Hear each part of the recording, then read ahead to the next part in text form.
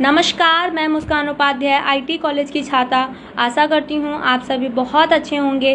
स्वागत करती हूँ आप सभी का इस विशेष सीरीज़ में द अनसंग स्टोरी कैंपेन के तहत मैं एक ऐसे वीर योद्धा की कहानी आपके सामने लेके आई हूँ जिसका बलिदान देश के प्रति कभी व्यर्थ नहीं गया।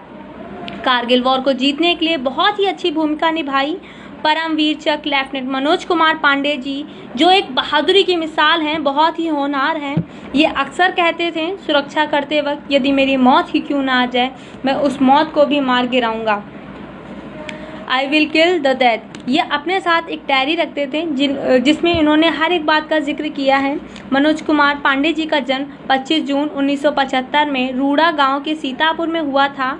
इनके पिता श्री गोपी चंद पांडे बहुत छोटा सा व्यापार लखनऊ में करते थे, बहुत ही गरीब परिवार से थे।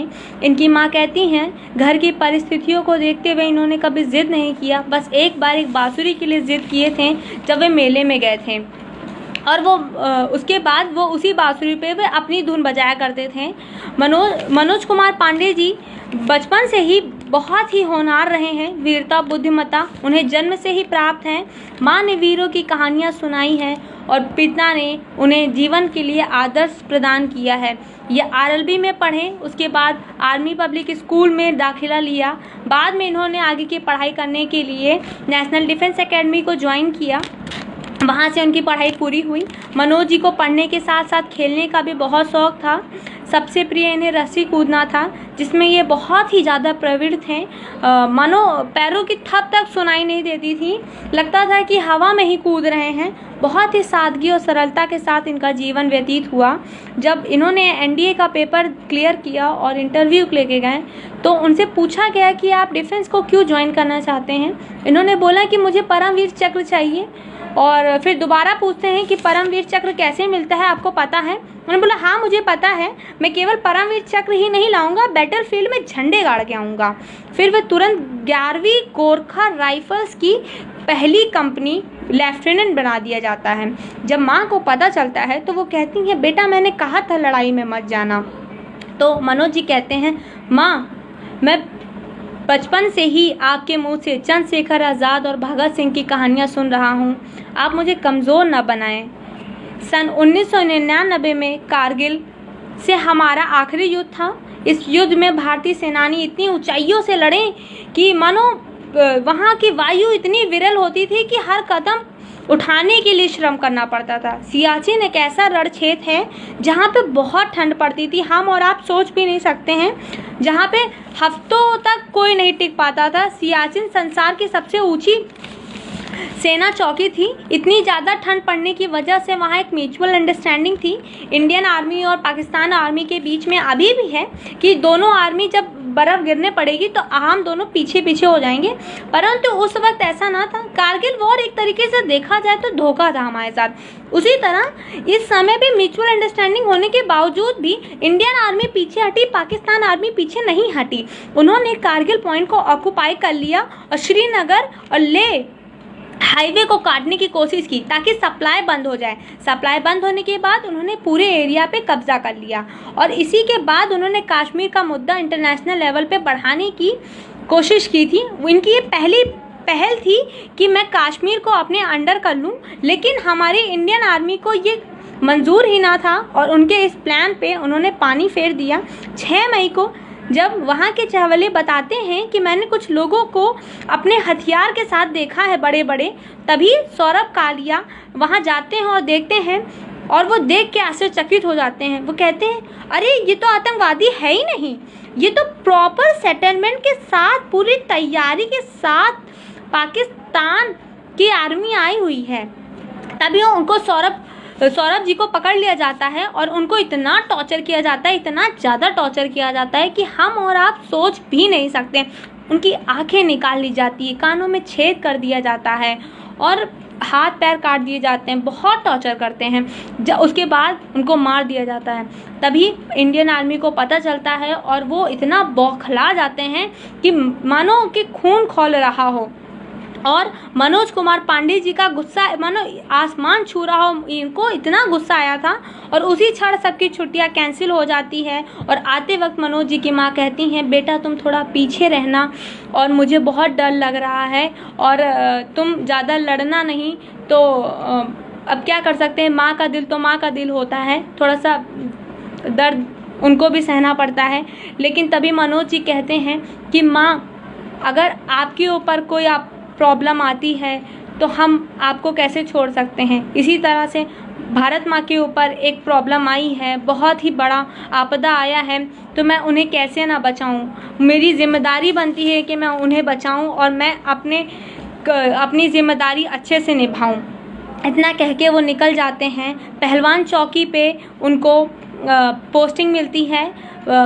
मनोज जी शुरू से लेके आखिरी तक लीड करते हैं। जब तक वो सारे बंकरों को ख़त्म नहीं कर देते हैं तब तक वो लीड करते हैं और बहुत ही होनहार होने के कारण इनको ही जिम्मेदारी दी जाती है।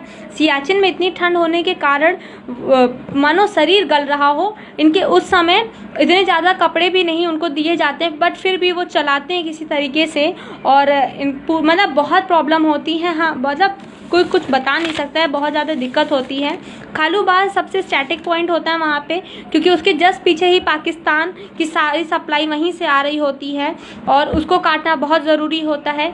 हम एयर स्ट्राइक कर नहीं सकते हैं क्योंकि हमने अभी उसी समय कुछ क्षण पहले ही फाइटर प्लान हम लोग खो देते हैं, तो वो एयर स्ट्राइक कर नहीं सकते हैं। हिली टेराइन होने के कारण निशाना भी नहीं लग रहा होता है, तो वो सोचते हैं आगे आगे बढ़ेंगे और फायरिंग करेंगे, क्योंकि पूरा एरिया तो कब्जा कर रखा है। दिन में हम जा नहीं सकते, जो करना था रात में करना था, तो वो रात को ही करने को सोचते हैं, जो कि बहुत मुश्किल होता है। बहुत ज़्यादा ठंड पड़ती है वहाँ पे, माइनस डिग्री 50 डिग्री सेल्सियस होता है वहाँ का। इसके बाद भी वो अपनी योद्धा के साथ अपनी मार्च शुरू करते हैं और आगे बढ़ते चले जाते हैं। मनोज जी कर्नल राय जी के साथ जाते हैं और वहाँ पे जरा सा हलचल देख के फायरिंग शुरू हो जाती है। तभी एयर ब्लास्ट किया जाता है। तो मनोज जी कहते हैं कि यहाँ पे बहुत ज़रूरी है कि हम अपने दो पार्ट में डिवाइड कर ले अपने टीम को। तो कर्नल राय जी एक टीम के साथ जाते हैं और मनोज जी एक टीम के साथ जाते हैं। उस वक्त वो बहुत ज़रूरी होता है। फिर आगे बढ़ते जाते हैं तो और फायरिंग तेज हो जाती है। मनोज जी जाके देखते हैं कि हमको मतलब उनको लगता है कि बहुत कम ही बंकर होते हैं, लेकिन वहाँ पे तो बहुत सारे बंकर होते हैं जिसे डिस्ट्रॉय करना बहुत ज़रूरी होता है। और वो बस जा ही रहे होते हैं कि अचानक से एयर ब्लास्ट हो जाता है और उनका एक छर्रा आके उनको लग जाता है, जिसकी वजह से वो बहुत ज़्यादा जख्मी हो जाते हैं। इतने जख्मी होने के बावजूद भी वो हैंड टू हैंड फाइटिंग करते हैं और 11 जवानों को मार गिराते हैं। पाकिस्तान के 11 आर्मियों को मार के गिराते हैं और वो 6 बंकर को डिस्ट्रॉय करते हैं। बहुत ही वीरता के साथ लड़ाई करते हैं। जख्मी होने के कारण वो बार बार सबसे लड़ते हैं, जब तक सारे बंकर वो डिस्ट्रॉय नहीं कर देते हैं। लीड करते जाते हैं, लड़ते जाते हैं, हराते जाते हैं और सबको बचाते हैं कि वो सोचते हैं ये मेरी जिम्मेदारी है और मुझे इसको ख़त्म करना है, ये जिम्मेदारी मुझे बखूबी निभानी है, और वो लड़ते रहते हैं। सारे बंकर को तबाह करने के बाद इसी बीच उस स्ट्रेटेजिक पॉइंट पे कब्ज़ा हो जाता है, जिस बीच बहुत महीनों बीत जाते हैं और उनके मतलब वो अपनी आहुति दे देते हैं भारत माता के चरणों में। और कुछ दिन बाद माता बहुत एक सपना देखती हैं और बहुत परेशान होती हैं। वे सोचती हैं कि कुछ अनहोनी हुई है और तभी दूसरे दिन ही हमारे सैनिक वहाँ जाके बताते हैं कि हमारे ऑफिसर बोलते हैं कि परमवीर चक्र मनोज पांडे जी नहीं रहे और उन शहीद हो गए हैं। बहुत ही धक्का लगता है, बहुत दुख होता है, लेकिन एक शहीद हमारी आर्मी जब होती है, दुख तो बहुत होता है, लेकिन हम गर्व के साथ कह सकते हैं कि वो शहीद हुए हैं, भारत माता के चरणों में अपनी जान की आहुति दिए हैं। बहुत ही होनहार थे मनोज कुमार पांडे जी। मरणोपरांत उनको परमवीर चक्र भी मिलता है। हम आपको बता देते हैं, परमवीर चक्र जीवन काल में भी मिलता है, मरणोपरांत भी मिलता है। तो उनको मरणोपरांत परमवीर चक्र मिलता है। जैसा कि मैंने स्टार्टिंग में बताया था कि वो एक डायरी लिखते थे, तो उस डायरी में उन्होंने लिखा था, उनके आखिरी शब्द थे कि थोड़ी जिम्मेदारी ले लेना, थोड़ी जिम्मेदारी ले लेना, थोड़ी जिम्मेदारी बांट लेना। माँ बाप भाई बहन हैं तो थोड़ा संभाल लेना। ये इनके आखिरी शब्द थे। ये शब्द हम आज भी उनकी डायरी में पा जाएंगे। और ऐसे वीर सेनानी जिनकी कहानी सुन के हमें गर्व होता है। यदि आप और भी हमारे वीरों के बारे में जानना चाहते हैं, यदि आप हमारे एक ऐसे योद्धा के बारे में जानना चाहते हैं, तो ABVP महानगर लखनऊ के पेज को फॉलो करिए और सुनिए हमारी कहानियाँ। रोज़ नई नई लोगों की नई